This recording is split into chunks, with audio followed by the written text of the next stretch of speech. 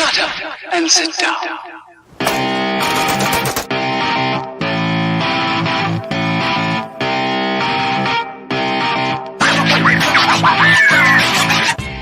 By all means, go for it. Have fun. Just leave me alone. People are coming together more and more and more and more as the government has been failing us more and more. I'm against being shitty to people. You can't research your way into understanding somebody. One way or another, I'd rather have the fight now.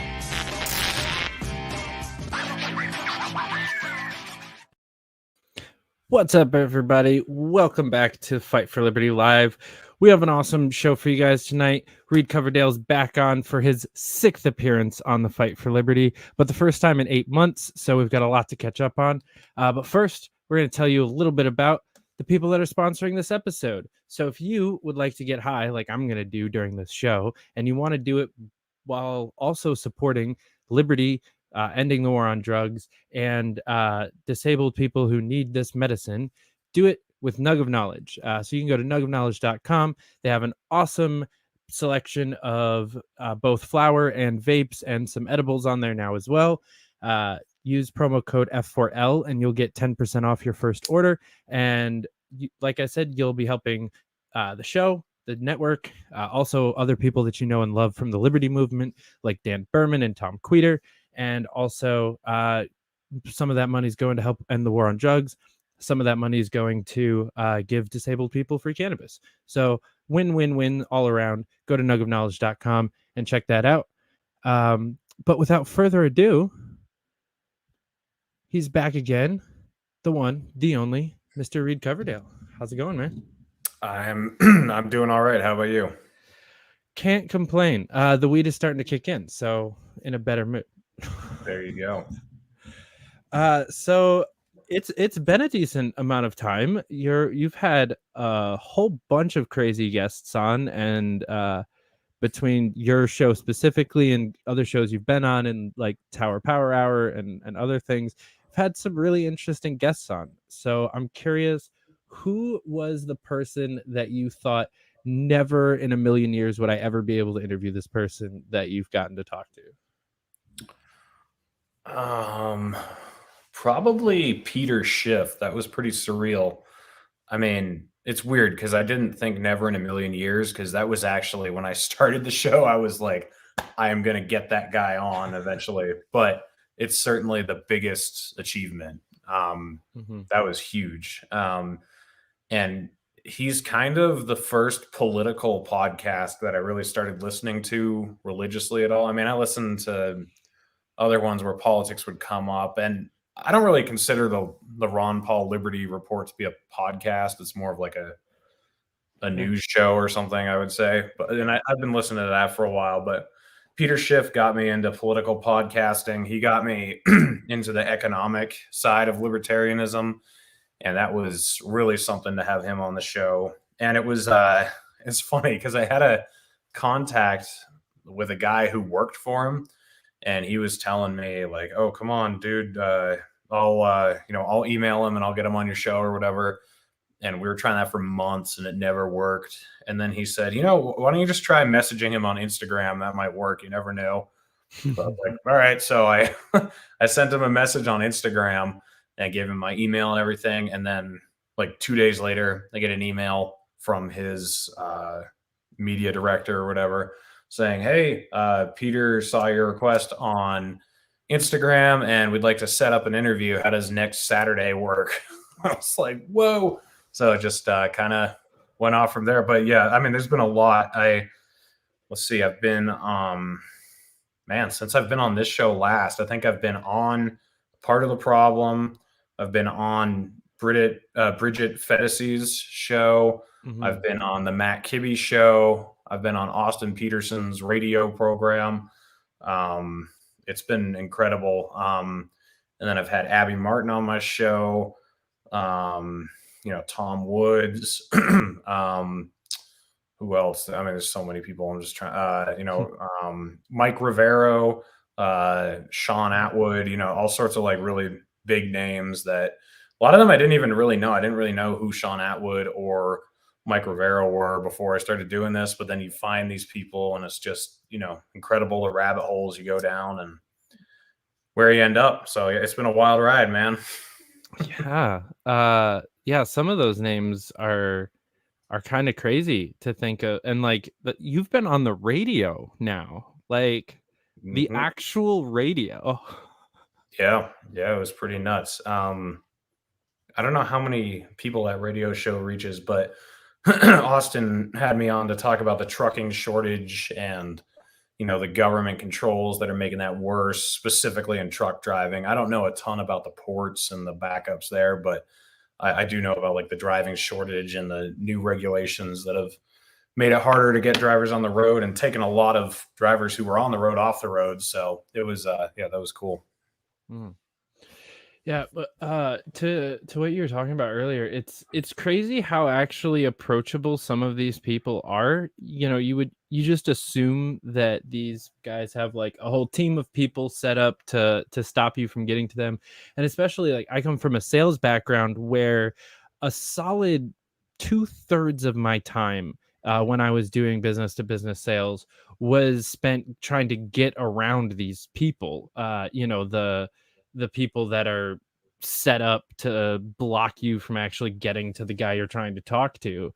And it's weird how much more approachable people just in politics in general can be. Like even I found getting to Tulsi was easier than the owner of a trucking company in Milwaukee was for me when I was in sales. It's kind of nuts. Yeah, I mean, Peter Schiff, after I had him on the show, like he was like, "Hey, let me know if you ever make it to Puerto Rico." You know, like I just talked to him for half an hour. He's super friendly. He reshared it to Twitter. He also reshared it to Instagram. I mean, he like really boosted me a lot there. Really tried to get my name out there. Same with like Tom Woods when I had him on my show. He reposted that episode to his podcast, so you know a ton of people would hear it.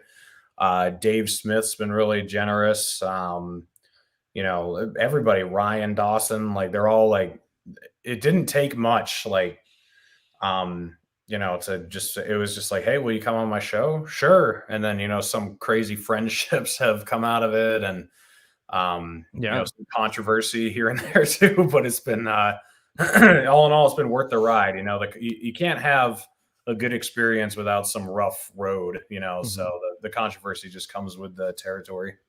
So I don't know what you're talking about. I don't know of any controversy from various guests of any shows. That doesn't happen. No, that's never. Exactly. I like Mr. Heckman's in the comments. Mr. Heckman. It's because we all equally lack social skills, which for a number of the people we're talking about, definitely very true.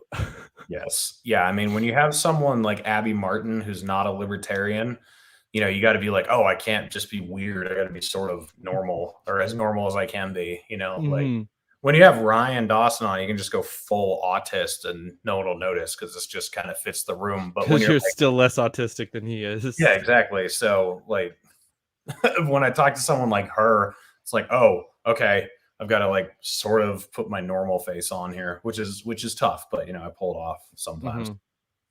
Yeah, I've been reaching out to a few people that are kind of like on my guest bucket list over the last few weeks, and I'm being like really careful of like what episodes to reference when I'm talking to them, because it's like I really don't want them to just be like, I wonder what this guy sounds like. And if you like Google like video search me, my episodes on your show come up before my show most of the time. Based.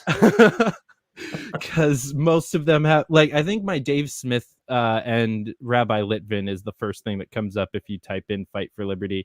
But my appearances on your show come up usually fairly often because you put Fight for Liberty in the description.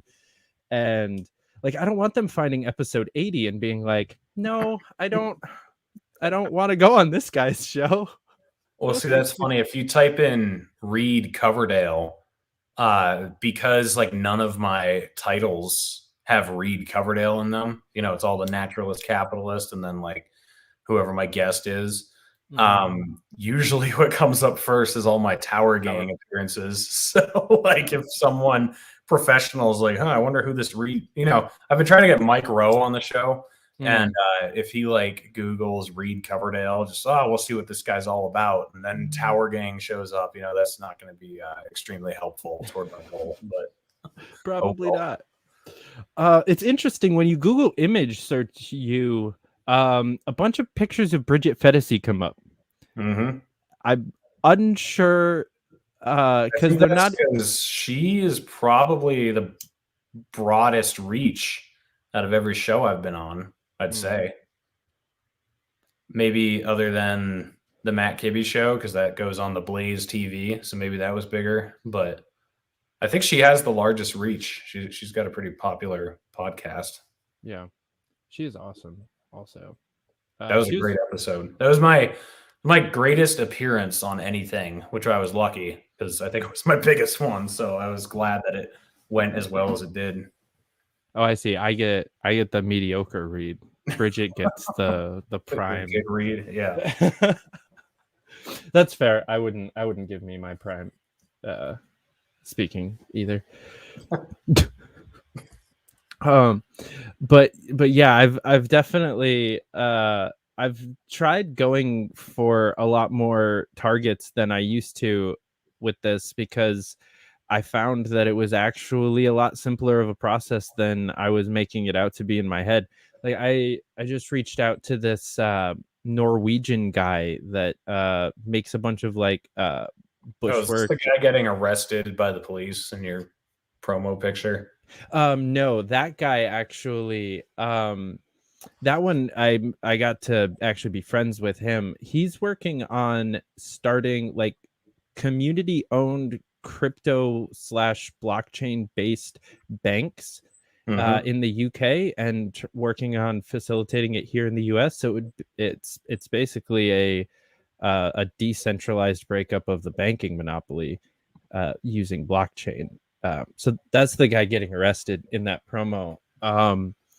That's probably the episode I'm the most excited about, just because I think that like everybody that watches my show would be really interested in that, and I know for a fact that like none of them have a clue about this guy or what he's doing, where most of my guests, a solid half of my viewership already knows who they are, if not all of them. Right.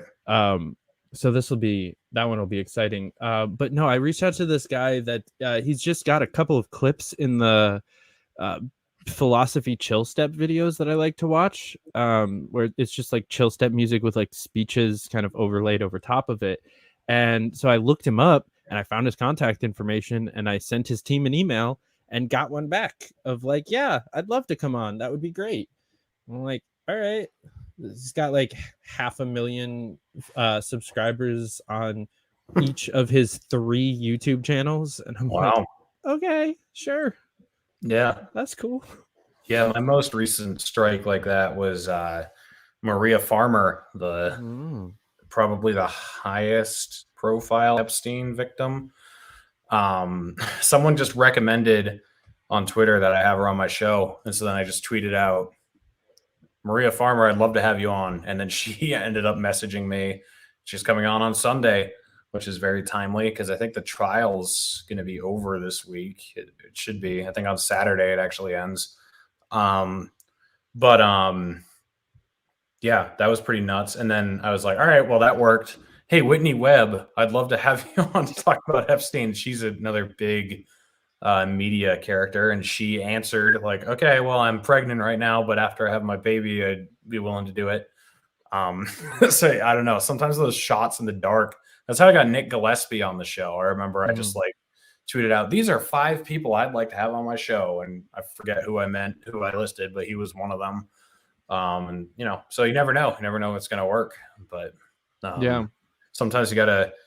I'm still working on Tulsi. Like she said she'd come on, and now she's kind of ghosted me. I don't know if that might be my fault. I might have burned that bridge and she's just not telling me, but I was very judgmental toward her 9/11 take. That it's just because they hate us because they're Muslim. They're okay. To defend her, she didn't say because they're Muslim. She said because of their radical Islamic extremist ideology. but it's just like, that's not correct. And I saw people freaking out at it for the wrong reasons. They were upset at her because she was Islamophobic or, xenophobic or something. I'm like, no, that's not it. It's just that it's not accurate to say that they just hate us because of their religious zealotry. There's a deep seated imperialist problem that has driven people to extremism. It's from bombing them and sanctioning them and occupying their lands for decades. That's why they hate us. So I don't know. Maybe I burned that bridge. I don't know. But anyway, some people you have to really, you got to really nag at them, and then they eventually do it. And then other people, it'll just be a tweet, and you end up having someone with a huge following that you've known about for years on your show suddenly. So yeah, Twitter's a miraculous place when it comes to just making weird connections. Like you mentioned Sean Atwood earlier. He was one of the first like really random celebrity follows that I got. Like he just followed me one day. Just like I didn't tweet at him. I had never tweeted at him. Like I've never really interacted with him. He just found me and followed me once, and I was like, that's weird. Thanks, dude. Yeah. And then like Mark Pellegrino was a connection that I never would have made anywhere out other than Twitter. Like we just got into an argument together defending Magnus going on Olivia Rondell's show. And it was really funny because like I got into the argument defending Magnus as like, hey, he's not a Nazi. And then Mark joined the argument, and I was like, oh wow, I'm on the same side of a Twitter debate as Lucifer. That's kind of neat. And then about 2 hours later, I realized that the conversation had shifted all the way from Magnus isn't a Nazi to Olivia should be able to have Nazis on her show if she wants. I think I agree with both of those points. So I do, but I realized that like we had lost the actual defense of of Magnus, and we were just basically assuming that the critiques were right and that he is a Nazi, but it's still okay. And I was like, hold on, guys, wait a minute. I need to backtrack a little bit because I've been out of the conversation for a little while, and y'all have turned this into something else. But he followed me after that, and I was just like, all right, might as well shoot my shot, and got him on. The earliest interview I've ever done, I had like just woken up 5 minutes before I clicked the go live button. So this was like 2:00 in the afternoon, or it was like 9 a.m. It was. Oh man, you'd only been up for 5 minutes. I wish, man. I need to get whatever job you do or don't have. So don't. That's the glory of it. Work on political campaigns. You'll make almost nothing, but you will have all of the free time that you don't know how to use. Yeah. And a mountain of to-do list items that you don't want to do. And somehow those two things don't overlap in your head the way that they should. And you don't just use your free time to do the to-do list. Right. I'm trying to think who the first show I did where I was like, okay, wow. I think it was probably the one you were on with Jeremy and Dave Smith. Like that was surreal. That was the first one where I was like, whoa, this is crazy. Yeah. But before that, I remember the first one I was nervous doing.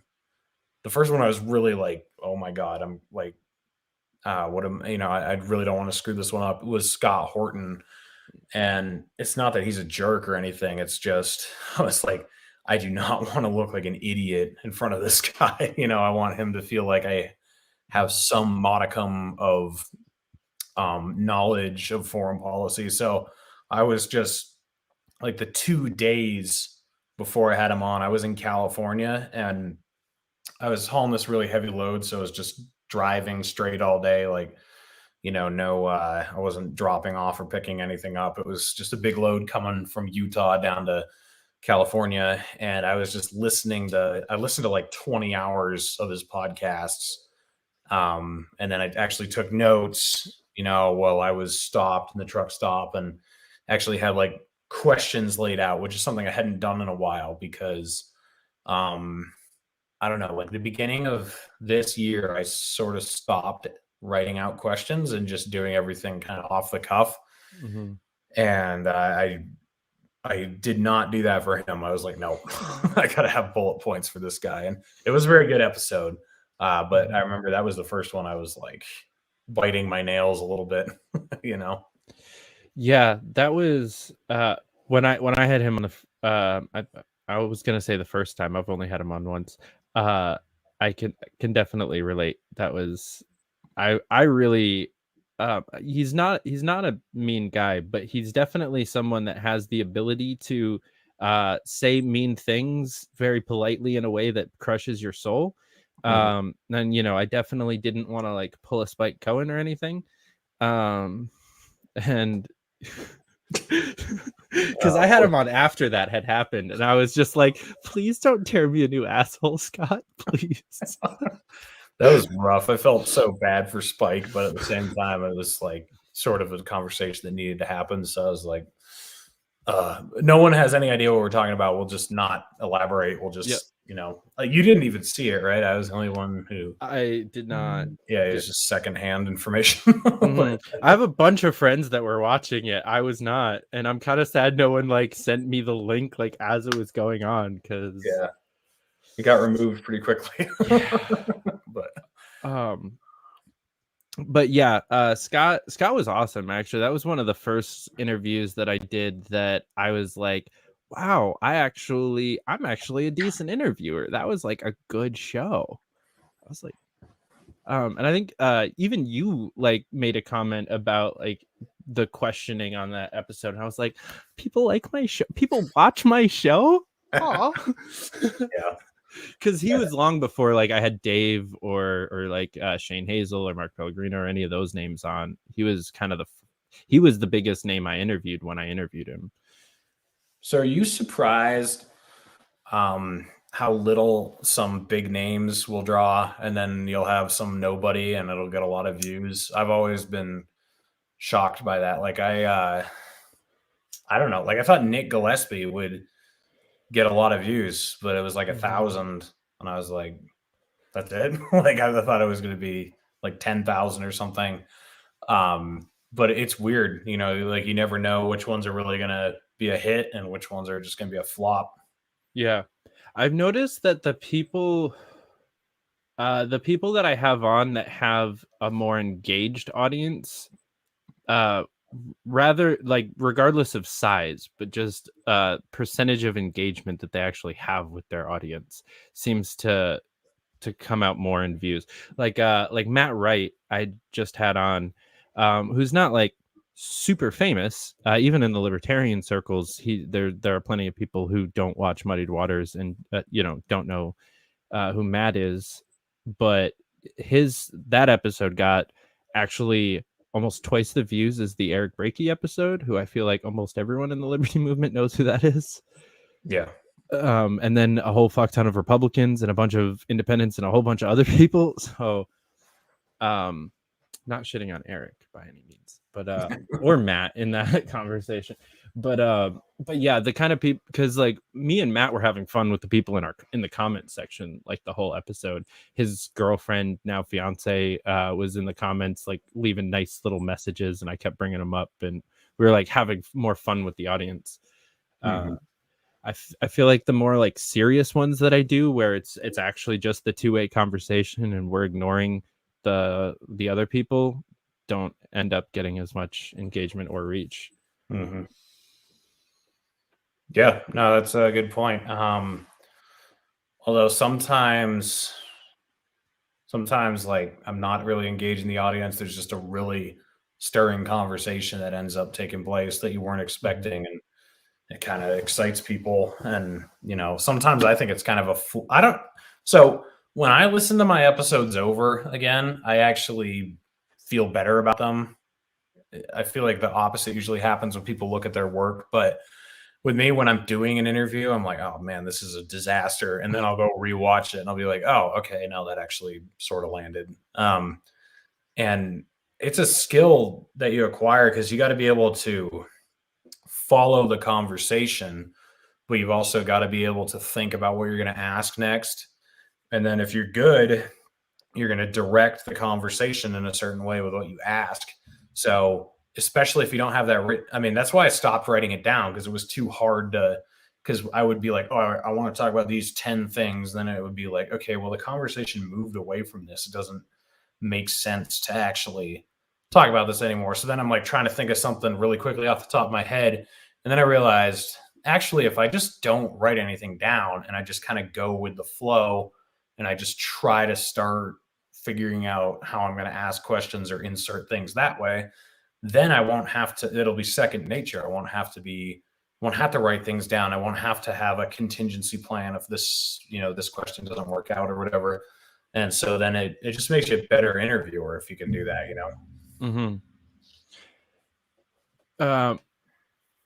When do you ever miss still having the to go to, and how do you actually think of things on the fly? Because I don't do interviews on the fly almost ever. I didn't have much written down for this one because I figured, you and I don't usually need questions written, but I usually have at least 7 or 8. And I kind of went the opposite when I came to the same problem that you just described, but I went the opposite way, where I started actually writing my lead-ins for my questions as well. So I'll write out a sentence or two that'll tie to something that I know that they were involved in, or something kind of that I know that the conversation will have touched on by that point. And I try to set that up even more structured. So I kind of swung in the opposite direction. I don't know. I mean, I just, I've honestly, I've had a lot of political conversations throughout my life. It's just something I've done a lot over the years. And then, it's good practice, coming on your show and doing it for 2 hours, like we would last year, or even, 2 years ago now. That's incredible thinking, early 2020, which was almost 2 years ago now. When I was when neither of us were sizable at all, we were both kind of just with our 70 subscribers or whatever. We were just, I don't know, we would just bullshit for 2 hours. And I think that was good practice. And so, once you have the big dogs, you just got to be thinking at a little bit higher level than if it's just you and me, you know what I mean? I don't know how you feel, but I feel like the smartest person in the room regularly. So maybe you don't because you're on political campaigns, but I didn't mean it that way. I did not mean it that way. But it's still how it came out, and I'm going to clip that for sure.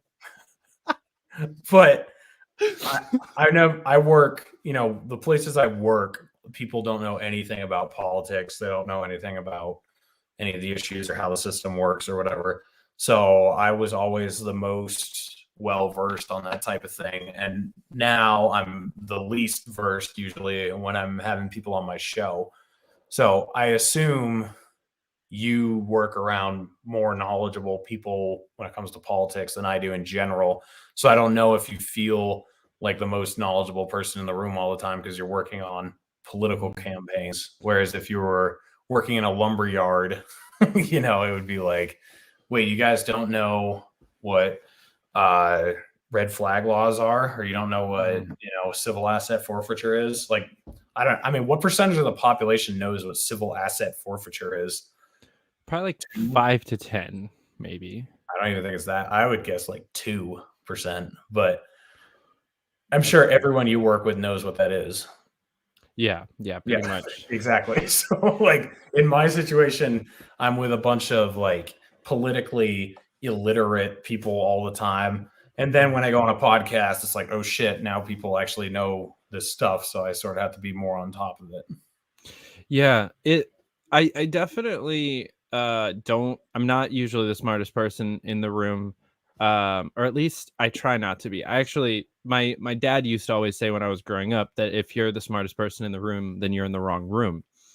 And so I always kind of lived by that. And I think that's one of the various things in my upbringing that led me to not choose that type of job, because almost everything else in my DNA would have led me, like my grandpa's an electrician, my other grandpa's a mechanic. Like most of my family is just like skilled labor, kind of solid, steady, low six figures a year kind of jobs.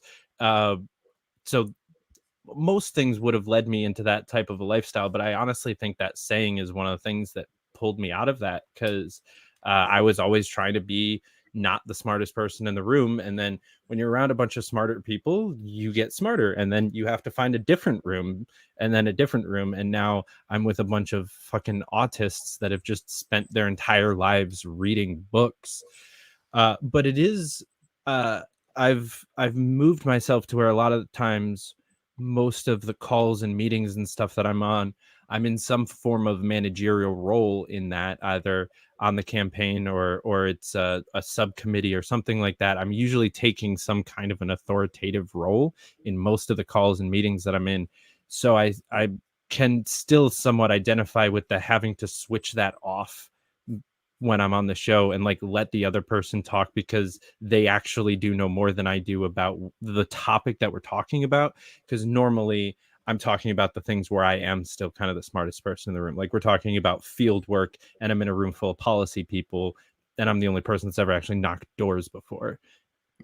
But yeah, I get to have people on that are ridiculously smart in various areas. Like even I had Dan Smots on to talk about video editing. And it's like, yes, please just unload your knowledge upon me. That sounded pretty gay the way you worded that, but Jesus Christ. You're not wrong. Even funnier because he called us gay already today. Oh yeah, he loves it. Yeah, what's the boy? I'm asking you the questions. This is backwards, but what's the biggest thing that's changed about you since you started doing it? Because for me, I think something that's been fine-tuned at least is I don't think that the establishment is actually the biggest threat to the truth. I actually think it's the charlatans in the independent media. I think they're a bigger threat. So like, I think Vaush or whatever his name, Vaush, whatever his name is, I think that guy is a bigger threat than MSNBC, because I think most people know MSNBC is bullshit. You know, like the number of people who watch it is going down a lot. People who watch it and take it seriously, they still know that a lot of it's slanted. Same with like Fox News or CNN or whatever. But if you have someone like Alex Jones or like Vaush or like the Young Turks or Ben Shapiro or any of these people, like I think they're a bigger threat to finding out what's actually going on, because people don't think of Ben Shapiro as establishment, right? They think of him as sort of a rebel, but he really is pretty establishment if you actually listen to what he's saying. Like the message he's pushing is not really that different from, you know, Dan Crenshaw. They're basically the same person, but he can wrap it in this like renegade podcasting, you know, Rage Against the Machine cloaking that he puts on it. And then people like Alex Jones, they're not preaching establishment stuff, but they're just preaching like interdimensional demon invaders. And, you know, it just kind of, it disincentivizes people from looking in areas, because some of what he says will be like sort of like alluding to what's true, but then it's just so ridiculous with like so much extra shit piled on top of it that people will be like, okay, fuck that. I'm not even like looking at that anymore. And it'll be like, no. Okay, yeah, he's nuts. But there is something actually fishy about 9/11, or there is something fishy about, you know, COVID or whatever. Like, so I think that's been very fine tuned. I think that might have been something I would have said before, but it's been like, it's become extremely obvious, I think. And obviously I've also gone from minarchist to anarchist, which I think that was kind of inevitable. Like it's just kind of what happens to you once you're on that trajectory long enough. What about you, man? What about you? I'm kind of actually still digesting your point, because I've agree with you on an Alex Jones, I think, because I'm 60% sure that he's a psyop. I don't know. I'm not actually gonna make that claim, not gonna like actually attack him or anything like that, but I'm like, I have my suspicions, and I think that he's intentional. I think he's a plant. Shapiro, I don't know.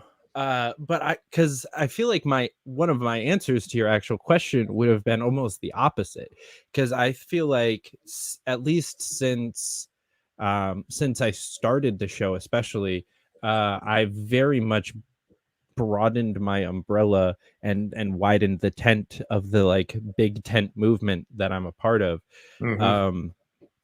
I mean, that started to kind of break down when I was working with commies on my city council campaign, but even more so this year. And just in my mind, anyone that's any sort of anti-establishment, anyone that's trying to fuck the state or the 1% or the cathedral or the whoever you want to call them,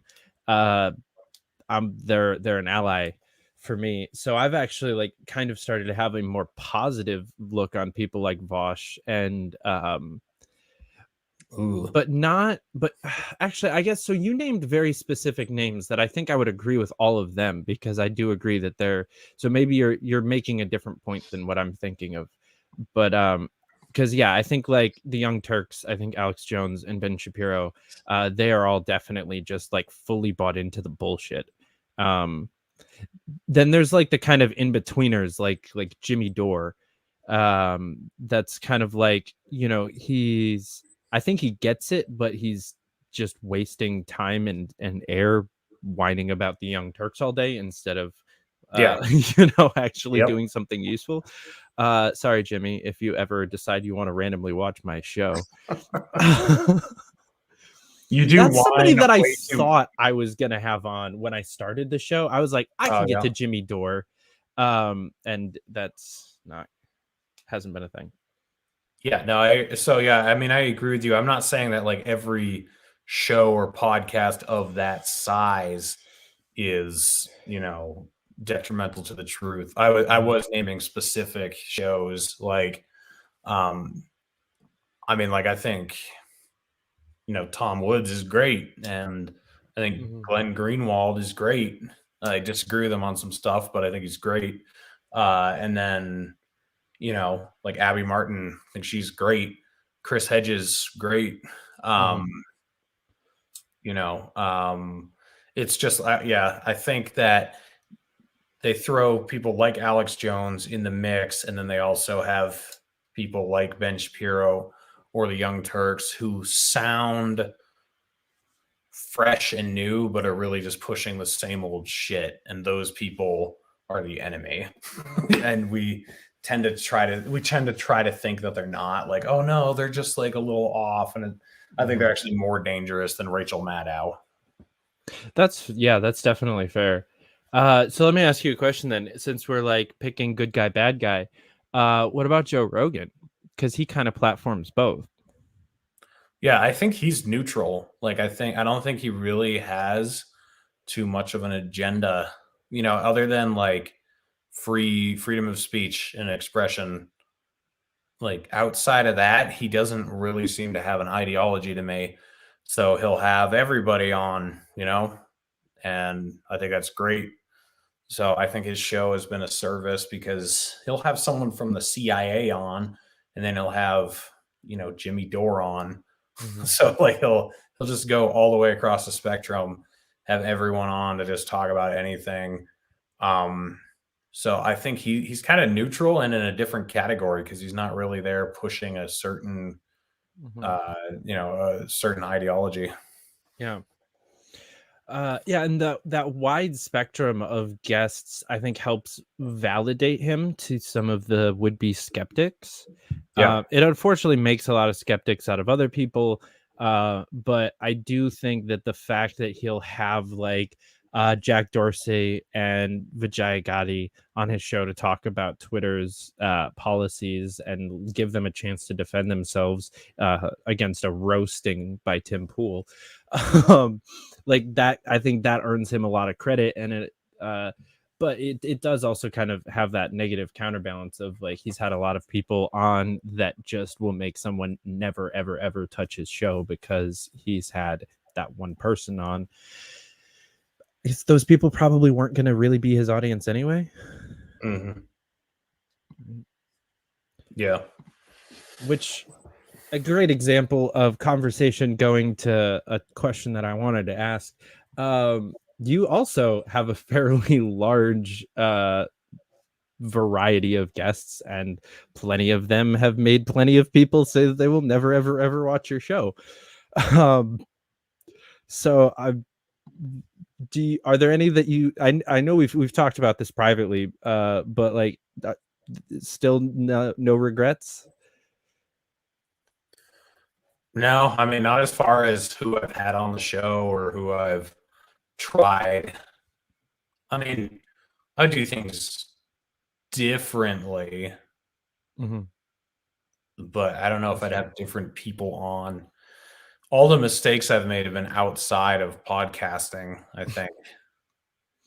Like, I think the biggest thing I've learned is just don't, just keep your circle of friends really small. And I mean, dude, people have phone numbers of people that they've met on Twitter and they've never met in real life, and they've never they didn't get to know them at all, and they'll send them their phone number, and then they'll be exchanging all this crazy information with each other. And I've made a couple mistakes, not with the phone number thing, but in that in the information exchange thing. Luckily, I haven't done anything that's gotten me in too much trouble. I haven't given any of my like super private information away, but like just you're not here to just make friends, like you gotta kind of protect yourself, and you gotta realize that a lot of people out there really just suck. Even people who can inspire you in video format or speeches they make, or certain things they say, like they can really like be like, wow, that is incredibly true and incredibly powerful, but they can still be scumbags. So just kind of like prepare your heart and mind for that. Just be ready. Like once you get to know your heroes, you might wish you didn't know them, Yeah, I mean, I will say that I flew to Mexico to meet up with someone that I met on Twitter, and that worked out pretty well. But under most circumstances, don't give out your numbers on Twitter unless she's really, really pretty. All right, guys. Exactly. Or he. I don't judge. It's funny that saying he was a gay joke and not like a gender inclusive joke, because I know that girls aren't watching this. Yeah, no girls watch. What's your demographics anyway? So it used to say 100% male when I knew for a fact that was inaccurate. And now I went too long without posting consistent enough content, and then have gotten shitty enough views from some of that other content that it actually won't give me demographics anymore. At the moment, I need another. I think at the end of this month it'll kick back in, but I went like almost 3 months without putting out a single video, so that just like tanked all of my stats and dropped me below the view hours that it needs to start calculating that crap. But yeah, it used to just be flat out wrong. Like I knew it was wrong. Like it said 100% male, and I'm like, and this was back like leading up to the summer when I had a decent following, and I knew plenty of them. Like I talked to at least a dozen or so girls that I know for a fact watched every episode that I put out for a few months. So it's like, I know you're lying to me. But judging from the chat, I think this is a mostly male dominant audience. Yeah. Right? I have 98% male, which is an improvement because I was at like 99.7 back in probably the last time I came on the show. Like back then I was 99.7. So I'm doing good. I'm going the other way. Nice. I have met women who watch my show, which is kind of cool. Like most of my demographic is mostly like 25 to 40-year-old men. But when I was at PorkFest, I talked to this like 50-year-old woman who said, I watch every episode of your show and I think it's great. And I just thought that was cool. I mean, that was one of the coolest, it's just not what you expect. 50-year-old woman who watches every single episode. I was like, wow, that's pretty cool. That's great. Yeah. I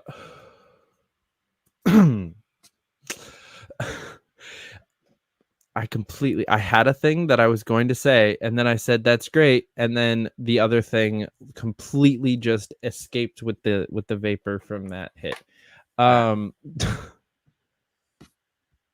Yep, lost it. I remember what it was. It's interesting how many people I talk to that watch your show that I know don't actually know you, like that the circles don't overlap necessarily where like they would be mutual friends of ours, but I'll like throw out your name in a clubhouse room or something, just talking about some issue or something that referencing a conversation between us or something, and people will be like, oh yeah, that Naturalist Capitalist, right? Yeah, I love that guy. Mm-hmm. I'm like, oh, okay, cool. It's been a couple of times where I've just like, I don't know if you guys know Reed Coverdale, and like the whole clubhouse room is just like, oh yeah. I'm like, wow, dope. All right. Yeah. I'm a household name now, man. It's kind of weird. Yeah. How does that make you feel? The ones who really tend to, it's weird. Like I am, I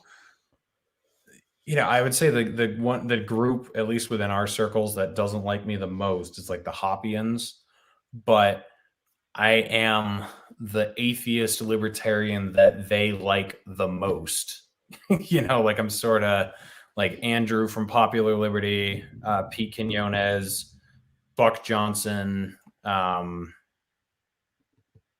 Bishop, like those guys all actually really like me, which is kind of weird. A lot of their friends hate me. I'm probably blocked by Hoppians on Twitter the most because I'm a leftist insurgent or whatever. Outside, and then like the other side too. It's like the Hoppians and then like the Loser Brigade. Those two factions do not like me, and then everyone else can kind of get over it. But it's been weird, man. Like I can go to Happy holidays, guys. Happy holidays. Yeah. By the way, I think Hoppa is better than his followers. I haven't read a ton of them, but what I have read is like I think it's kind of a vehicle that you can add on to or put whatever you want into it. But like I find his followers a lot more insufferable than him, which is almost always the case with everything. Mm-hmm. Yeah, pretty much everybody. Except for Bernie supporters. I think Bernie supporters are better than, well, that depends. There's a lot of bad Bernie supporters, but like there's some on average, I think you're right though. There's some really good Bernie supporters who really care about ending corporatism and ending wars who are way better than Bernie because Bernie sucks. But and then Trump supporters too. Like there are Trump supporters who like really are America first, not Israel and Saudi Arabia first, and they're they care about taking care of veterans or whatever, and like Trump sucked. So I'd say like Trump supporters and Bernie supporters, you can find better people than the person, but almost every other movement, the thought leaders are better than the followers. So I mean, it's a pretty standard thing. Mm-hmm. Yeah, I might amend the comment that you made about Bernie and say that there were Bernie supporters that were better than Bernie. I think almost all of the good Bernie supporters are no longer Bernie bros for the most part, and like including our mutual friends like Pasta and Nico, and there's been a mass exodus from the DSA, and I think what we've seen on both sides of the spectrum, I don't even want to say that phrase, whatever.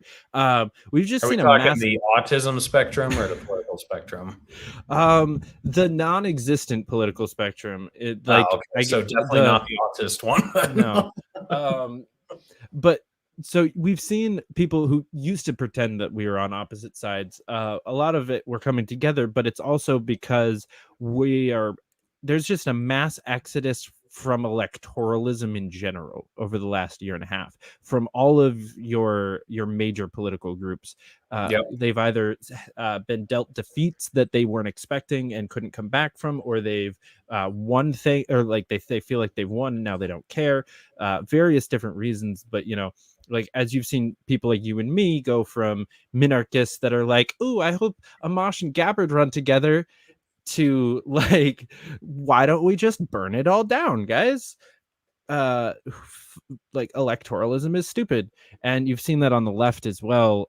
So like a lot of people that were Bernie Bros or Tulsi Krats or Yang Gang. I still have a decent amount of friends in Yang Gang. Like all of them are working on non-political stuff. Even like Yang's trying with the Forward Party, and that's barely politics. And there are so many spin-offs from that outside of politics that are doing so much more than the actual party itself. It's like it's looking like the Libertarian Party did 30 years ago, where it was just like a fuck ton of nonprofits kind of floating around this political entity.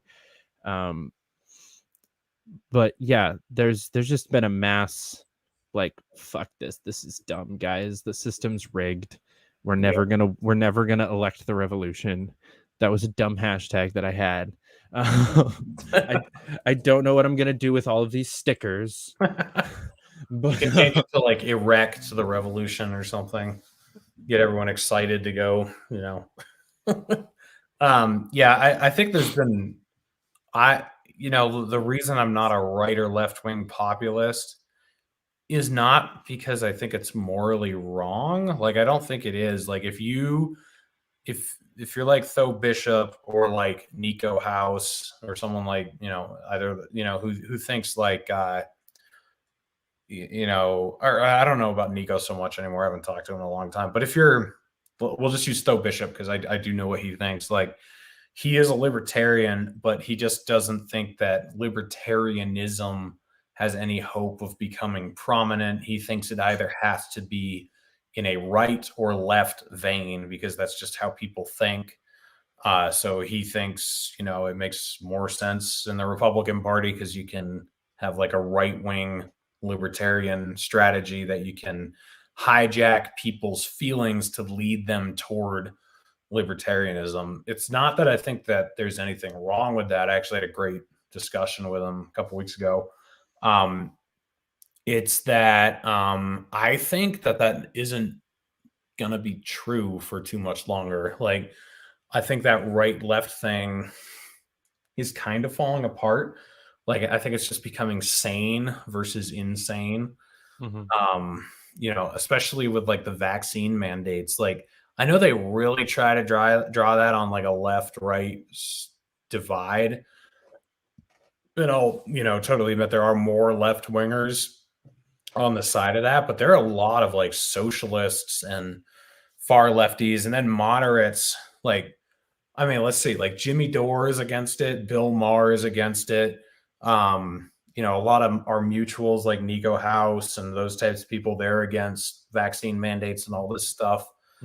So I'm not convinced it's as pervasive in the left as people want us to think it is. Like, I think it's a loud minority that has just kind of hijacked the political machine.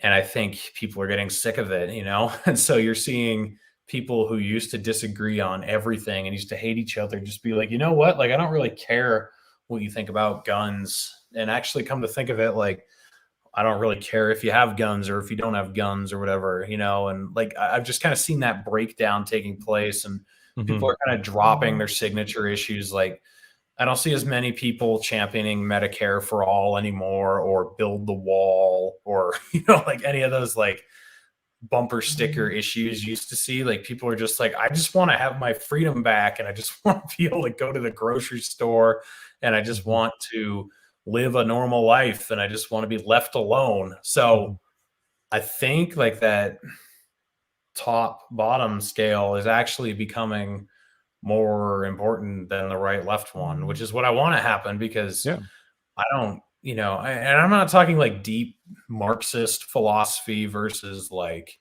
you know, like Hoppian or Mises or Rothbardian, you know, um, Paleo.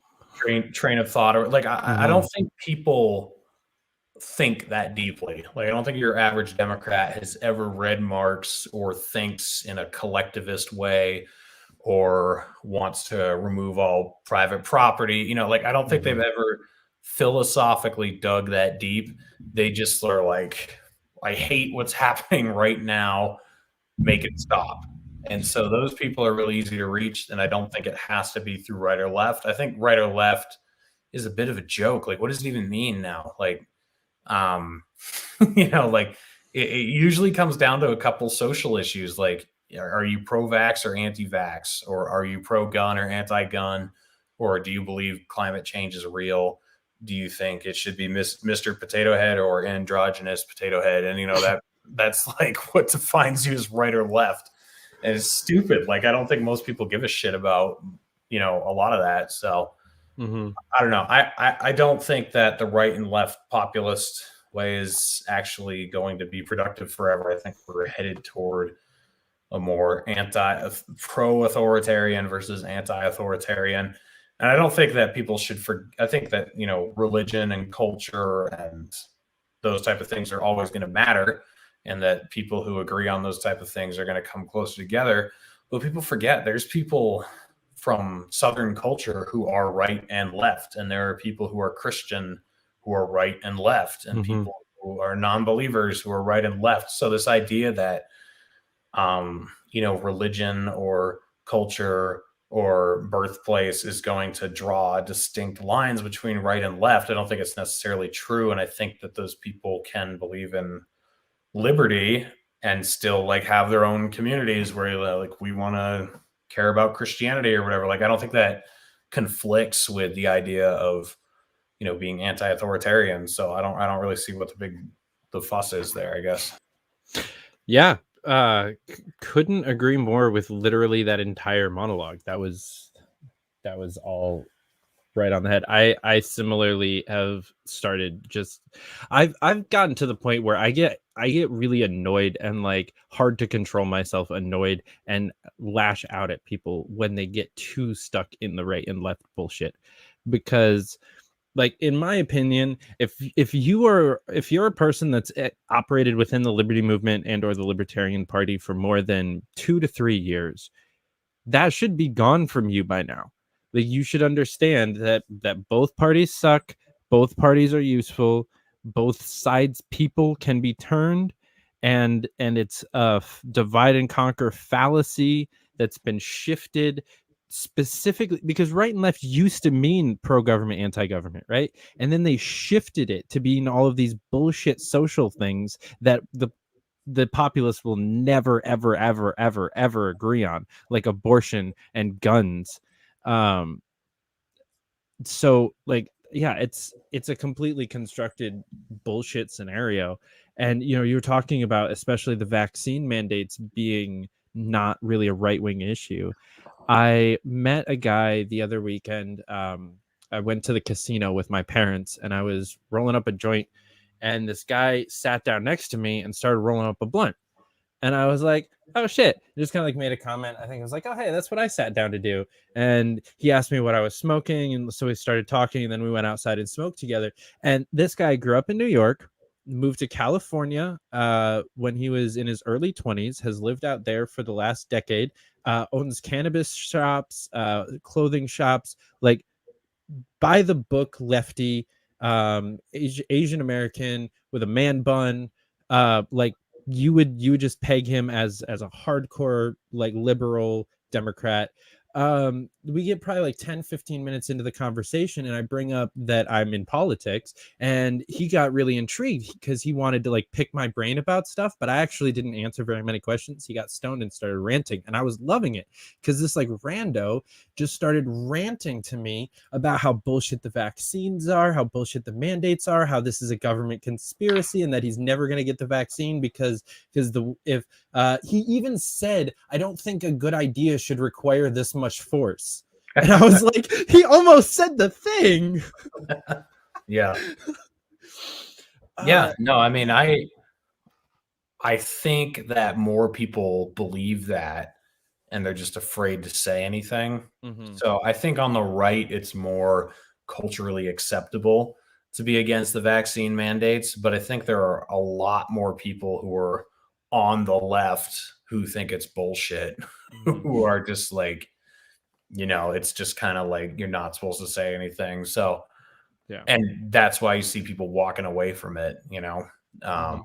So I don't know. Things are tough right now, but I find a silver lining in all this chaos because I think it does push people out of their comfort zones and gets them to start thinking about things, Mhm. and hopefully pushes people toward desiring liberty more because, this slow burn we've been in forever, the government just takes little by little by little by little and no one notices that it's happening. And then suddenly you end up in 2020 and 2021 and we wonder how we got here.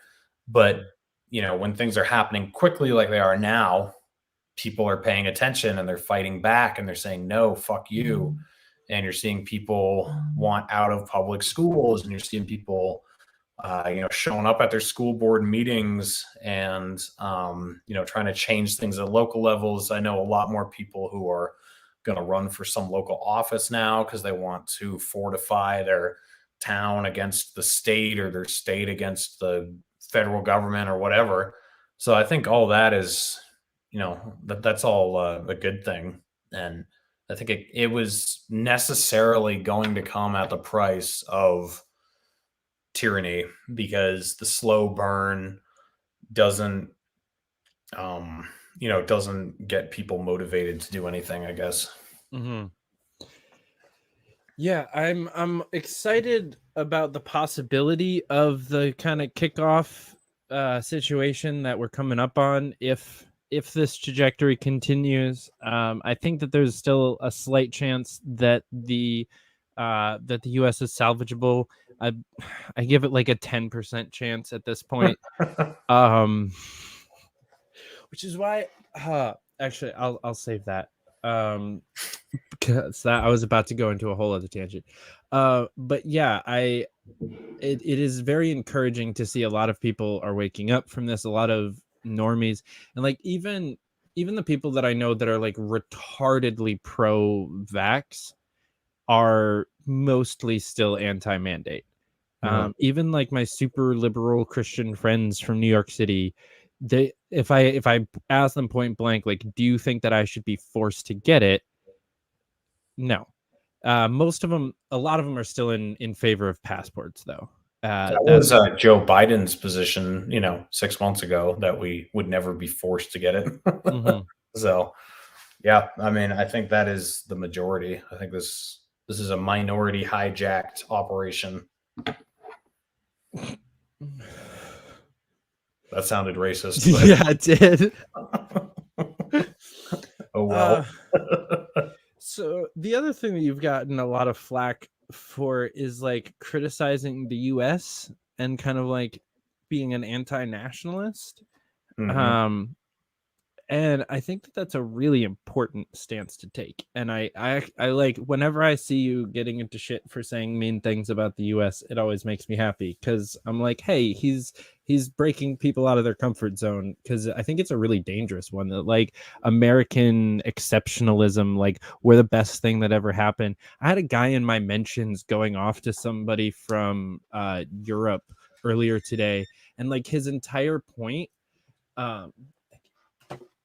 his entire like discrediting of this guy's point, because they were arguing capitalism versus socialism, like the normal bullshit argument.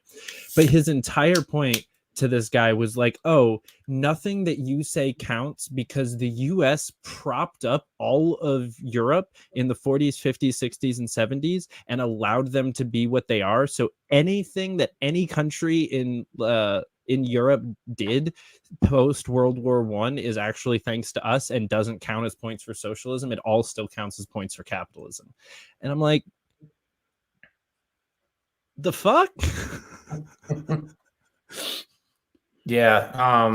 I think it's important to draw a distinction between Americans and America, or the American government, because I do think, I have my own thoughts about Americans in general now. Like, I do think in general they're gluttonous, lazy, and stupid, So, but that's still not as bad as the American government. The American government is way worse than gluttonous, lazy, and stupid. American government is one of the most evil institutions that's ever existed on the face of the planet. We've orchestrated the murder of millions of innocent civilians, the murder of millions of civilians, over lies, like over the Gulf of Tonkin, over the WMDs in Iraq, over the Lusitania, whatever. There's a lot of things that have been embellished or that have been painted as though they were, deceitful, vengeful attacks from foreign governments, and that we needed to, go bomb the shit out of them to show them who's who. And, even domestically, like what we did to the Native Americans, the institution of slavery, and then like after slavery, the war on poverty and the war on drugs. And I don't know, like there's not a lot to be proud of from a governmental standpoint. Every achievement the Americans have made has been mostly like private sector, individuals creating amazing things and, expanding and pushing west or whatever. And I don't know, like almost all the terrible shit was subsidized by the government, pretty much all of it, like murdering the Indians, enslaving Africans, basically enslaving people through the war on drugs. That's all been the United States government. Everything that we've accomplished has been in spite of our government, not thanks to it. Yeah, we beat the Nazis and the Japanese, but you could kind of blame World War II on the Allies. It's ultimately the Nazis' fault for what they did, and it's ultimately the Japanese Empire's fault for what they did. But to excuse our part in pushing both of those entities to their breaking point where they would embrace authoritarianism, if we were sanctioning Japan, that wasn't just like a blindsided attack that came out of nowhere. And we also wanted that to happen so we could get into the war. The Germans were, in economic shambles after World War One. They were just punished, they basically had to pay for the war, and they weren't allowed to have a military over a certain size, and they were burning their currency in their fireplace to stay warm because it was so worthless. And then you think about that today, like, why did 9/11 happen? Why do so many people hate us in the Middle East?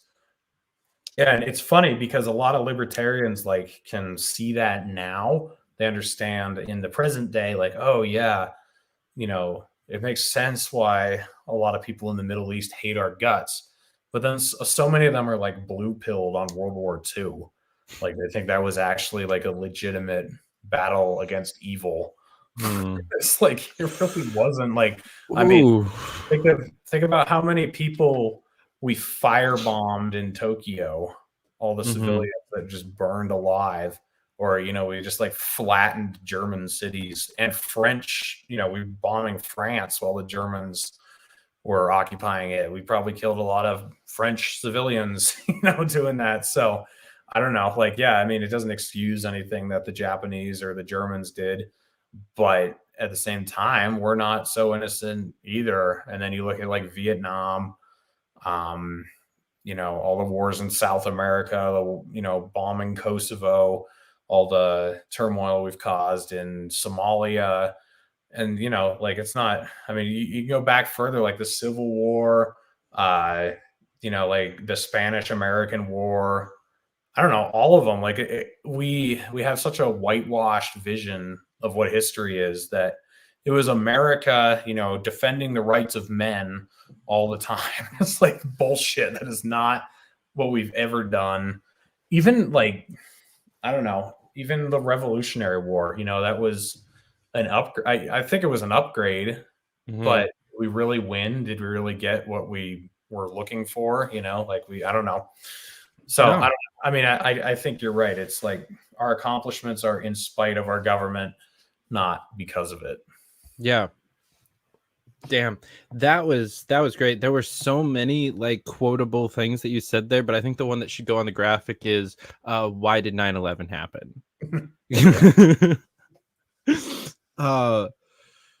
Damn. Yeah. And I think that, we were talking about like the social issues that divide us.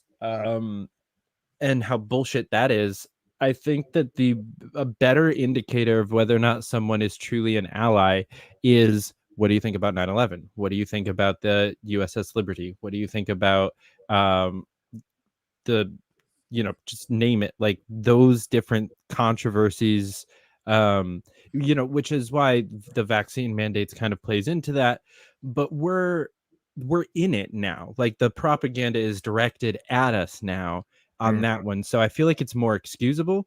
And then also if someone is just like completely uneducated in this kind of stuff and they just don't know about it, if they're open to it, then awesome. But for the most part, like if you still believe the entire government narrative on 9/11, you're probably not going to pick up a gun and fight next to me in the revolution. Yeah. The official narrative being that they just hated us for our freedoms and they were sick of us living in our nice democracy over here, and they decided they wanted to try to bring their Sharia law over here, yeah, that's definitely what it was.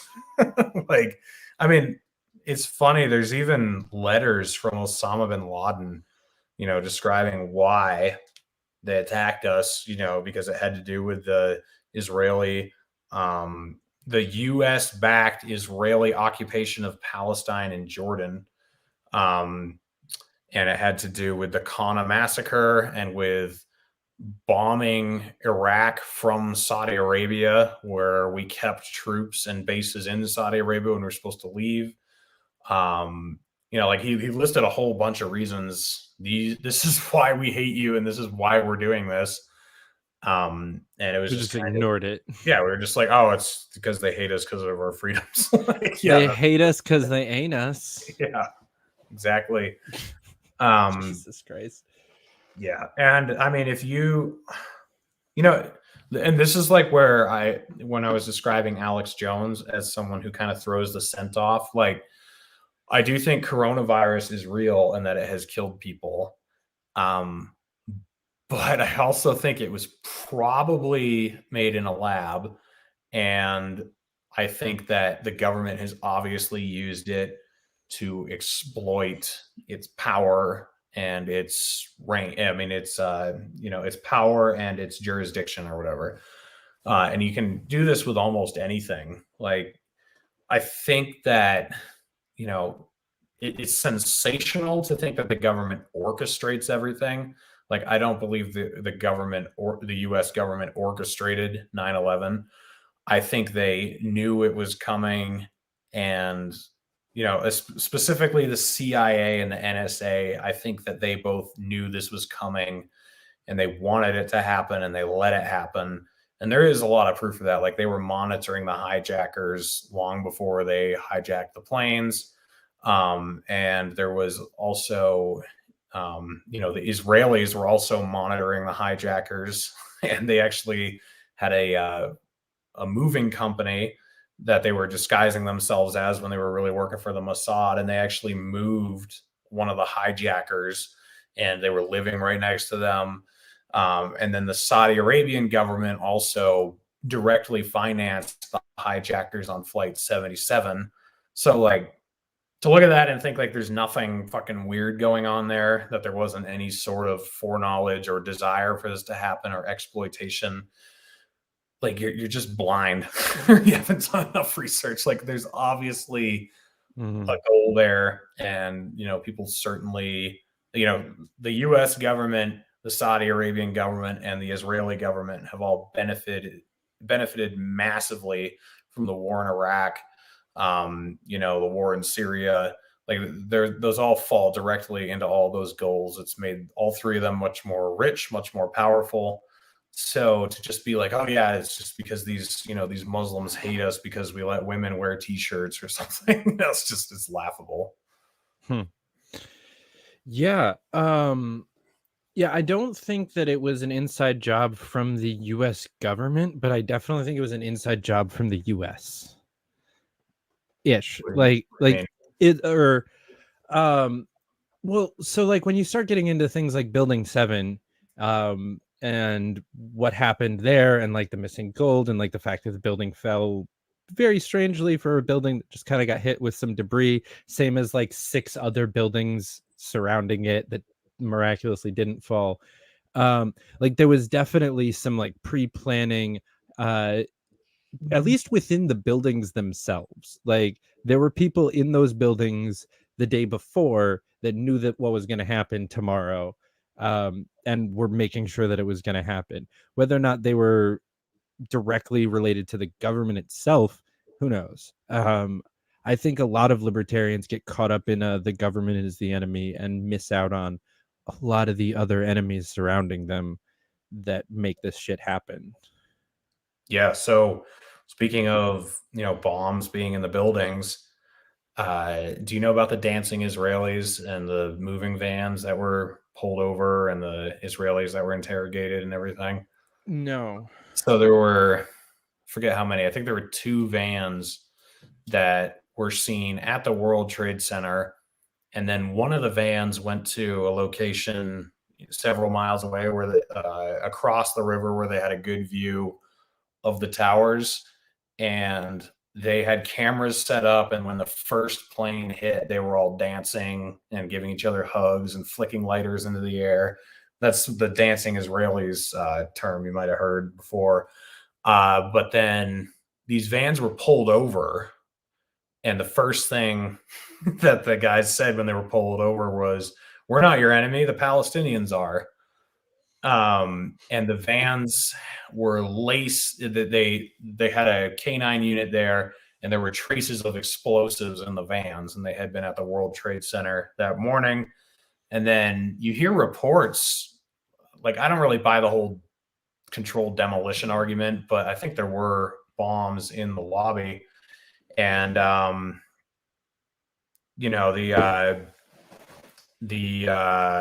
was I? Sorry, someone just sent me a text, so it kind of threw me off. What was I talking about? You were dancing Israelis. The bombs in the lobby. Bombs in the lobby. Hear eyewitness reports from that morning of people saying that they heard bombs go off, or some guys were saying like inside the tower, the floor like picked up from underneath them, and right as the plane hit or whatever. And they try to explain it away with the jet fuel like coming down the elevator shaft and then blowing out into the lobby, but I'm not sure I buy that. So I don't know. There's definitely like some weird stuff, but I feel like, everyone focuses on the buildings and how they fell instead of like who was where and who was hijacking the planes and how these hijackers were financed. Cause that kind of leads you to, a bunch of like areas where it's like, whoa, like you actually could see clear trails where state sponsorship actually played a role, Yeah. And I think you made a good point by comparing that to what's going on now, because I mean, I'm would be more easily convinced that COVID is straight up like a government conspiracy, like that they orchestrated the whole thing, than 9/11, probably.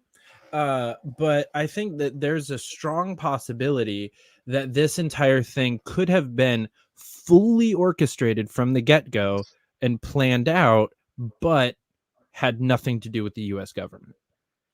And that they just you're saying? Yeah, that they just kind of let it happen and then used it the way that they've used it. There are obviously people within the government that would have played parts, but it wasn't like a Joe Biden's evil concoction. Oh yeah, well, people tend to like think Joe Biden or like Bush did 9/11, and that's a really simplistic statement. It's like, what does that even mean? Like, George Bush, he and his Cheney maybe. Bush no. Well, Cheney, there is a Flight 77, and I don't know, like Scott Horton doesn't think that this is legitimate. He thinks that they just wouldn't want to shoot a plane down with civilians in it anyway. And then like other people like Ryan and Adam Fitzgerald, like they think that this is a suspicious sign. But when they knew Flight 77 was coming toward the Pentagon, they knew from like 60 miles out, 50 miles out, 40 miles out, 30 miles out, 20, 10. And when it was like 10 miles out, one of Cheney's aides was like, "Sir, should we shoot down that plane?" And he was like, "No, do not shoot down that plane. It's very obvious at this point it's going to hit the Pentagon." So, take from that what you will. That's kind of weird. Like, you've already had 2 planes hit the World Trade Center at this point. So it's obviously not headed for an airport. It's obviously headed straight for the Pentagon. It should be pretty obvious what it's doing at this point. So I don't know. That's pretty weird. So yeah, Cheney, I don't know. Not that I think that was pre-planned, but I think that after you've already had 2 planes hit the World Trade Center, you're already thinking about like what your reaction is going to be. And then if you have another plane hit the Pentagon, after it hit the Pentagon, that's when Rumsfeld said this is an act of war. So I don't know. That's something you can certainly exploit. Mm-hmm. But yeah, like what you're saying about COVID. So you're saying like maybe it's Moderna or Pfizer or something. Yeah, I think I think it's a mixture between a couple of different branches of the pharmaceutical larger health industry, as well as some branches of other people that profited very heavily from this. Obviously, or I mean, I guess not obviously, I'm sounding like a conspiracy theorist. Pretty obviously, like Bill Gates had a fairly heavy hand in this from the beginning, had financed a lot of the different areas of that. I definitely think Fauci played a part. If the conspiracy theories are true and this was planned out like 3 or 4 years in advance, which there does seem to be some evidence to, I think Fauci definitely played a part. Gates definitely played a part.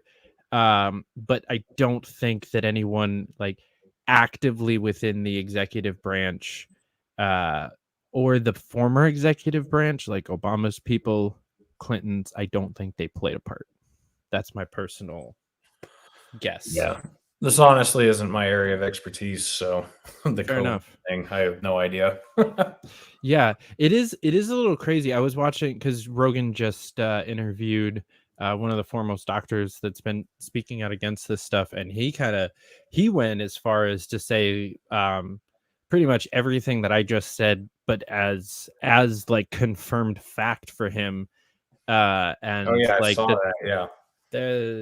I need to watch the rest of the episode because I only watched like maybe a 10-minute clip. To Mr. Mark, yes, I believe that that's what it was. I believe that something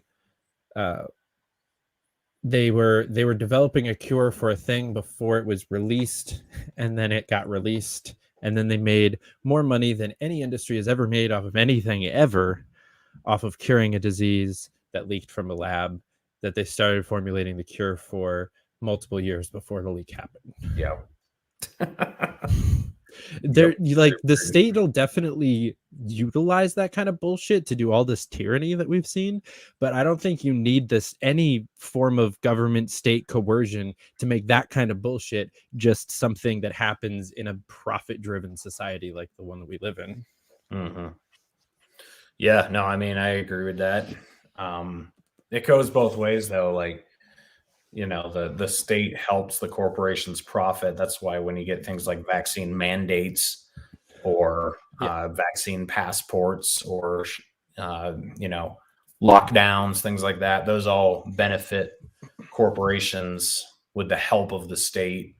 So they work together. Like you can have corporations lobby for more authoritarian legislation that's going to benefit them. It's kind of a vicious cycle. Mm-hmm. Yeah. And thus the failures of capitalism. Just kidding.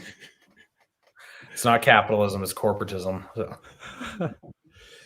I really wish that people would stop just in general stop using the word capitalism. I know it's like in your name. Like you kind of can't to make a new show, man. That would hurt.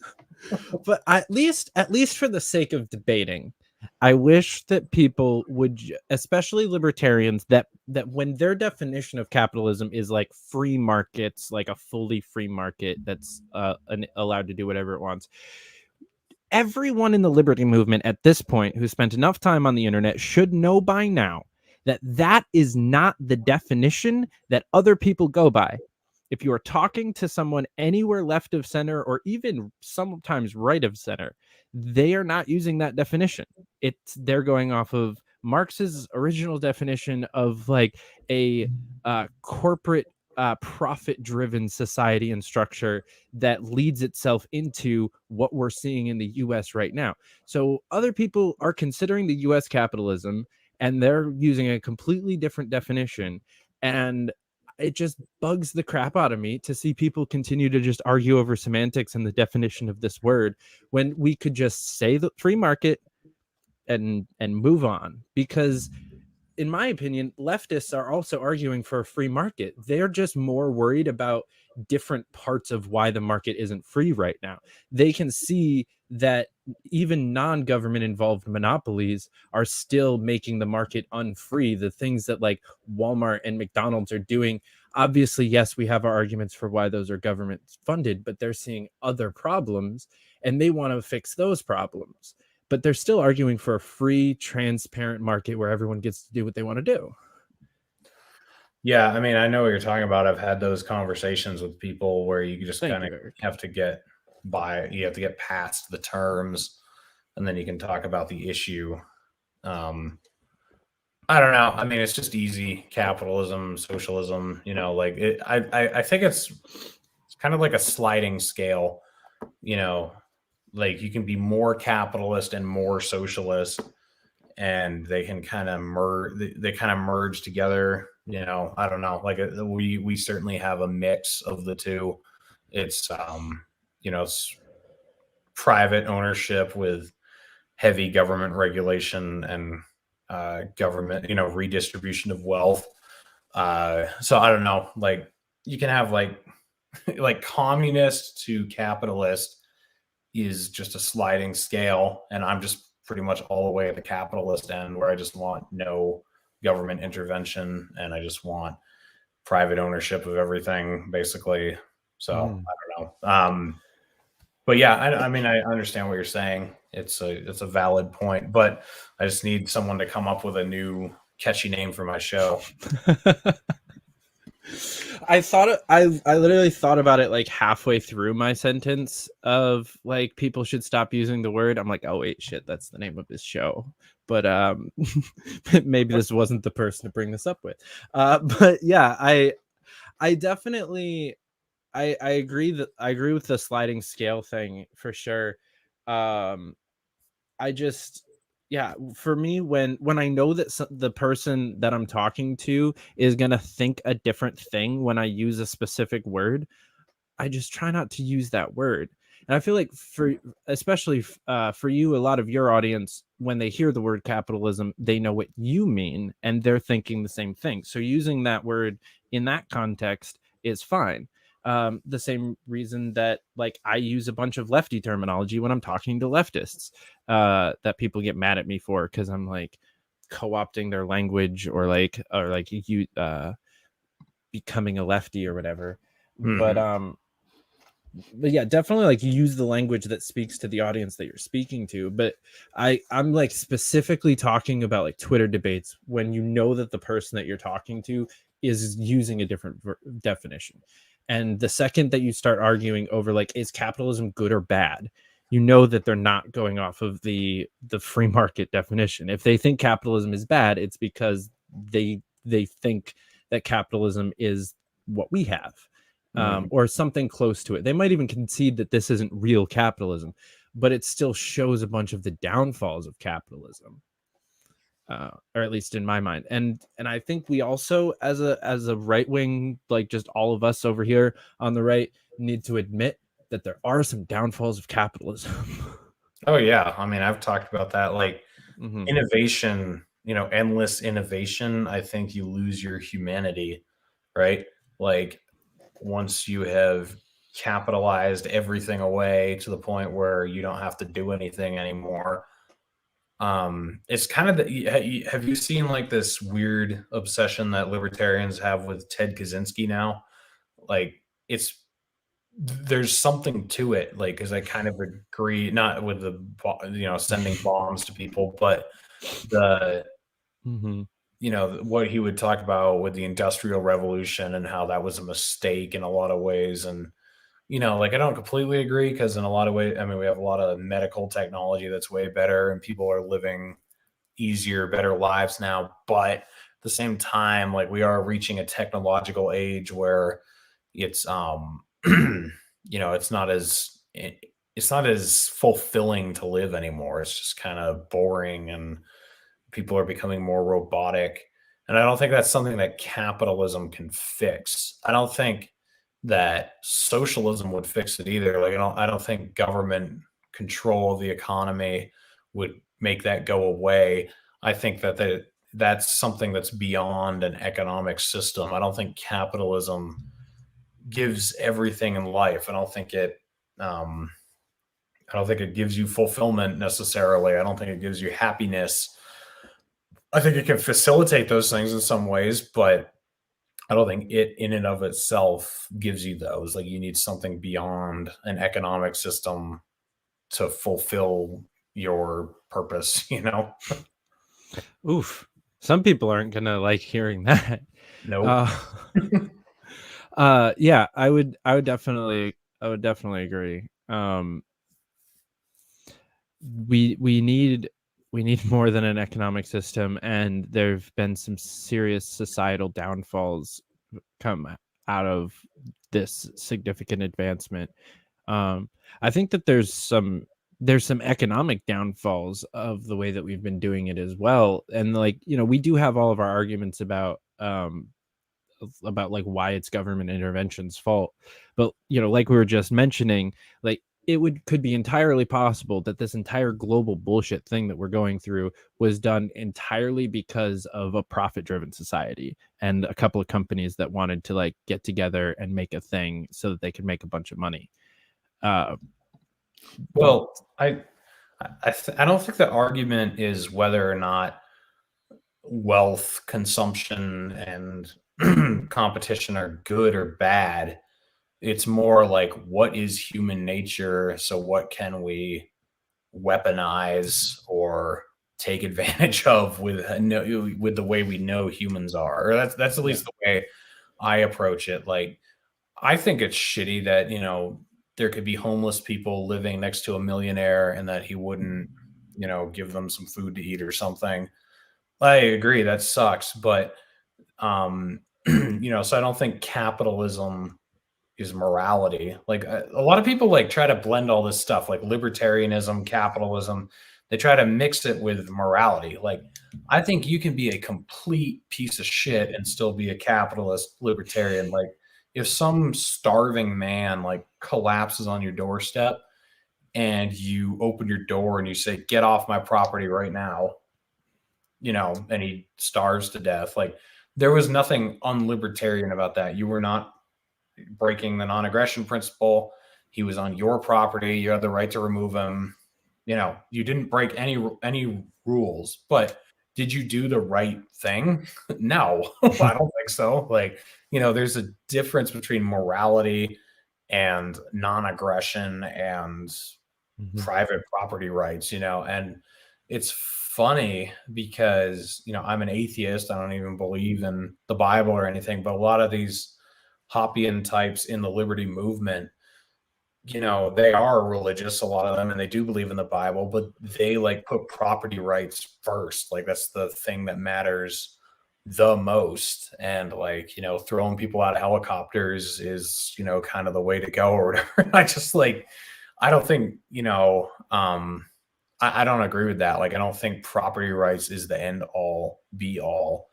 I think that there's, a more fulfilling life you can live when you care for others.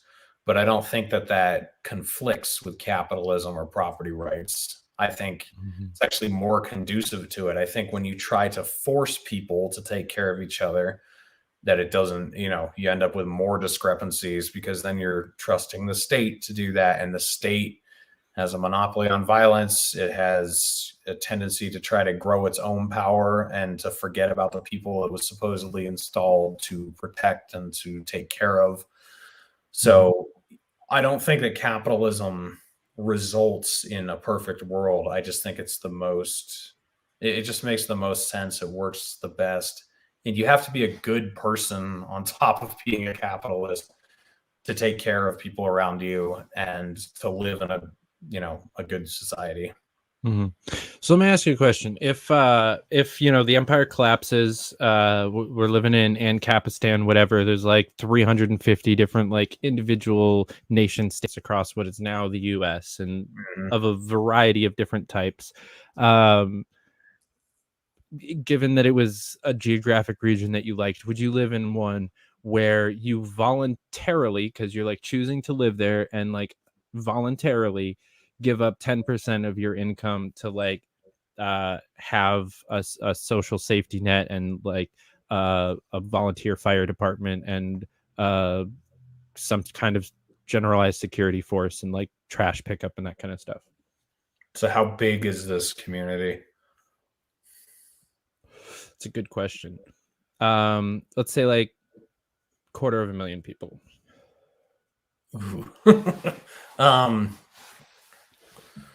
I mean, I feel like you're going to have that in any community. Like you do now, like privately owned gated communities, you still have to pay to have the road paved and to have private security and, to have people do yard maintenance. So I think it's pretty inevitable. Like unless you live alone out in the woods, you're not 100% self-sustaining. If you're in any sort of community, whether it's like a covenant community or, whatever, like you're going to have some form of collective money pooling to provide a service, I think. Yeah, that's a good point. Pretty much across the board, unless you're living out in the woods. Yeah, and I feel like more people would agree with you than would think. I mean, because you even just said like you're all the way at this end of capitalist, but then just made the point that you made.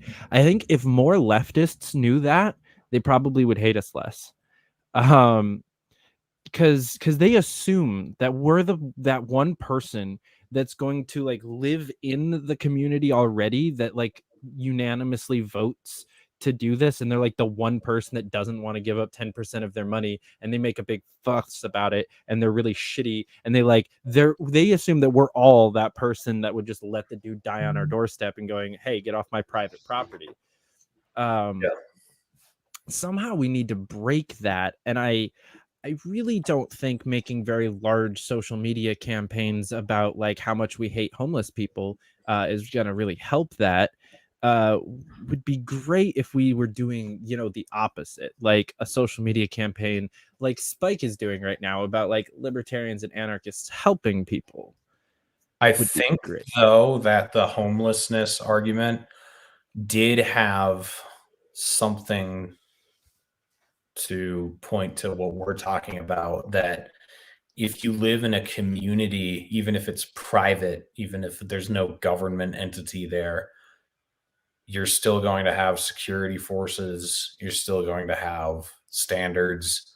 So I think that was, I don't know if you actually listened to that episode, though, and Dave did, but they were talking about that. Like if you had a privately owned community and a playground was privately owned or something, like you're still going to have some sort of service that will make sure that a homeless guy isn't selling drugs to kids or something. So it's like, I feel like a lot of people have this utopian idea of what Ancapistan is. We're like, oh, everyone can do whatever they want to do. Where in reality, Ancapistan is going to be more segregated than the United States is now. And I mean that not like by race necessarily, but by vaccination status, by, religion, by whatever. Like if everything is privately owned, integration is probably going to drop to a certain point, and people are going to decide to invest their property in a community that shares their values. So a lot of libertarians are very like universalist, and they want everybody to like just get along. But I think the more you privatize things, you'll have more peace because there will be less conflict, but you're going to have people flocking together with more like-minded people. So you're not going to have like this breadbasket of everybody thinking differently as much. You're probably going to have more liberal people deciding to live in their fully vaccinated private community, and everyone who goes to their private school is going to be, have their 85 boosters or whatever it is by then. Like you're probably just going to end up seeing that, because if you're voluntarily choosing where you're going to go, then some people have their preferences. So like I think that's something else people should keep in mind. Which the liberals won't like that. Like if you tell them, hey, if there is this like extremely straight edge, like white Christian society that doesn't want anyone that doesn't share their values and isn't their same color living in their neighborhood, like, okay, then don't move there. So I don't know, like there's going to be stuff like that if this ever were to happen, and then you'd have communities where people are normal and they don't care, and that would probably be the majority of places. But I'm just saying, like the polarization would probably increase in certain sectors. Yeah, and then like Manhattan could be like a little island that like never has any disease ever touch it ever, because like you have to go through like one of those like that scene from Independence Day where they like go into the room and get sprayed down with the shit, and then they go into the other room. I know there's a word for that, and it's actually more normal than just an Independence Day, but that's okay. Yeah, they're gonna like, you're gonna have to go through like one of those when you're crossing the bridge or something like that, and that's cool too. Like, all right, I'm never going to Manhattan again. That's all right. I'll miss it, but it'll be okay, or I'll find a way to get in. Yeah, exactly. But finding a way to get in this case, is a NAP violation, I'd say. Yeah, technically. Oh well, I don't care. Yeah. Sorry, guys. Yeah, I agree that. So, and I wasn't even trying to say necessarily that conversation about homelessness was completely like devoid of use. I just specifically think that it definitely didn't help the one problem that we were just talking about, which is everybody thinks that we're the kind that'll like kick homeless people off of park benches, and so they have to sleep in the street instead, or something. Like, I don't know. I'm personally, I know it has a lot to do with like where I've lived in my life. Like after the parks are closed at night, I don't really give a shit if people are sleeping on the benches. It's one of the more comfortable places to sleep. I've had to do it. Yeah, no, I mean, I'm the same way. I don't really care. And I agree that conversation was kind of out of left field, I guess. Like I didn't really get where it was coming from. I just think that it's interesting that a lot of people, both right and left libertarian, think that we're going to have some sort of utopia where everybody just gets along because there's no aggression. And it's like, well, you're probably going to have a lot of Jewish communities, a lot of black communities, a lot of white communities, some racist communities, some, whatever. Like you're probably going to see that spring up in some places. Mhm. And I think that's great. Like, I'd rather the racists live in their own community and don't, bother other people, or, like the vaccinated, if they want to have their own little community they live in where, we are all fully vaxxed, and, to live in this community, you have to, okay, fine, whatever. Like, that's what's so great about decentralization and private property rights, is that you can kind of, you can choose and you can move around and you can decide where you want to be. Mm-hmm. Yeah, 100%. I feel like a bunch of lefties would like to hear that. If we told them that, like they could have Manhattan as their own, just do with it as you will. I Yeah. guess the worry would be like if Manhattan and LA still kind of control the country the way that they do right now, it's societally would would we be as free as we think we're going to be in that case, especially if Manhattan and LA are separately left to run rampant in whatever. I mean, if the government is dissolved, yeah, if the federal government doesn't exist anymore, then yeah. But I mean, the federal government isn't in New York or LA though. Like those cities control us through the media, through business, through finance, I through a see what bunch you of other things. If they are still like if Wall Street is still in Manhattan and that's still the thing that controls the entirety of our economy at the moment, or at least a solid chunk of it, even without the Federal Reserve, like the stock exchange is still important. And if we just let them go full blown communist, what does that do to literally the rest of the country? Yeah. I think if there is decentralization and people are living in communities that are, more just acceptedly, that are more allowed to segregate as they wish, then you're not going to see as much of a push for conformity, because if the liberals are living in their own authoritarian shithole, fine, like, don't worry about us. I feel like there's just going to be less incentive to control everybody else if they can control themselves. Although, that type of ideology, it's like a neoconservative ideology almost, like you want to always expand your power. So I don't know. I mean, we'd probably still have to end up defending ourselves, because I'm sure controlling themselves would not be enough after a while. Probably true.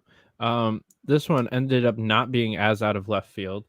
Do you think Hollywood predicts the future or influences the future?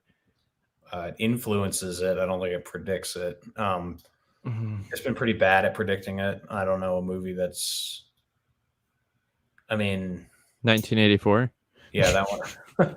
V for Vendetta is one that I think actually weirds me out more than 1984 does. Mm-hmm. Especially because it happened last year, supposedly. Mm-hmm. Like it was supposed to be November 11th, 2020. Or the November 5th, whatever. I'm fucking up here. But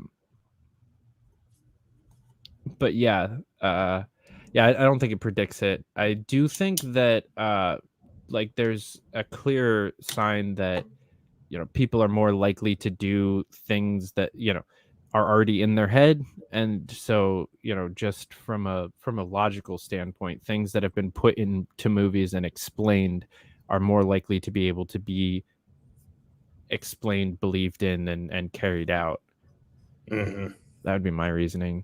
I'm actually doing an episode in a couple of weeks with a bunch of libertarian authors about how we kind of can do that in the opposite, and like write a bunch of fiction about Ancapistan to like actually help people understand what it would look like and get them excited to be there. There you go.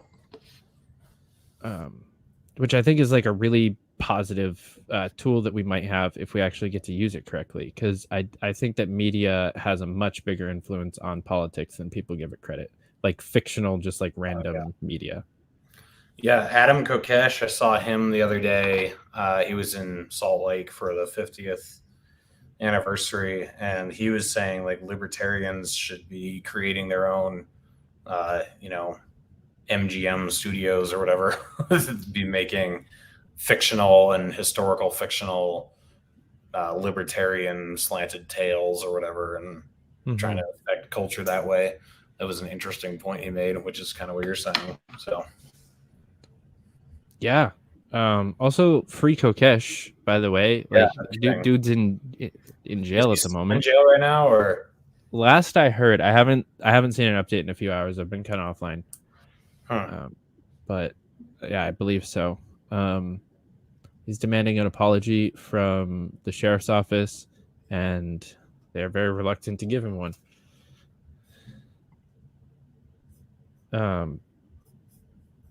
But yeah, I would really love to see us do a little bit better on that.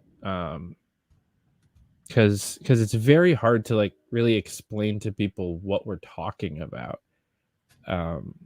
Because they've never really experienced freedom. Like they don't know what it could look like and the possibilities. Yeah.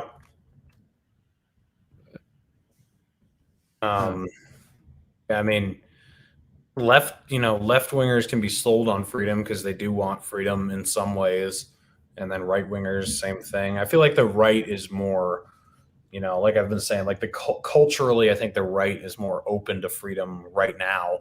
It just kind of depends on what stage you're in. It kind of fluctuates both ways. Like in 2003, definitely the left, but today it's like, even though, like I said, I think a lot of left wingers are not really buying into this shit. They're just kind of scared to say anything. On the right, like the culture is more conducive to liberty and freedom. But, I think it's a message that can be heard everywhere all the time. Mm-hmm. Thank you, Forest Mommy, for that update. If you guys don't already, go follow her on Twitter. Forest Mommy is great. True that.